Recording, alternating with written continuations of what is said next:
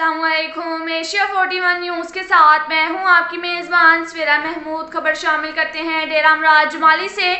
पाकिस्तान सुन्नी तहरीक ज़िला नसीराबाद का जलसा ब्याज शोहदाए मस्तूम कॉन्फ्रेंस बक्सी शाख 40 डब जिलानी स्टॉप पर मुनक्किद हुआ, जिसकी सदारत पाकिस्तान सुन्नी तहरीक बलोचिस्तान के सूबाई ज्वाइंट सेक्रेटरी इलामा नवाबुद्दीन डोमकी ने की, जबकि मेहमान खुसूसी पाकिस्तान सुन्नी तहरीक उलमा बोर्ड बलोचिस्तान के सूबाई चेयरमैन इलामा मोहम्मद हसन सईद, प्रोफेसर सईद मोहम्मद इकबाल शाह बुखारी, साहबजादा मुफ्ती नासिर अहमद हबीबी थे।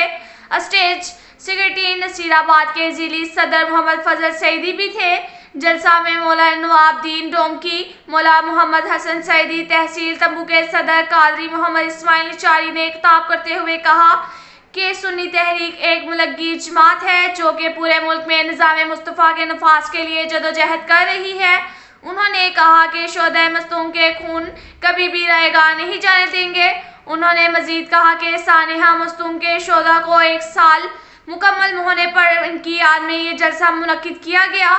सुन्नी तहरीक अपने अजीम कायद बिलाल सलीम कादरी के हुक्म पर अपनी जदोजहद जारी रखेंगी। इस मौका पर यह जलसा स्टेज पर इलाके की अहम शख्सियत मीर सनाउल्लाह खान निचारी समेत कई सियासी और समाजी शख्सियात भी मौजूद थे।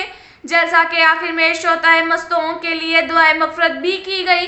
अब तक के लिए इतना ही काफ़ी है। मिलते हैं अगले बुलेटिन में, हमारे साथ रहिएगा। अल्लाह हाफिज़।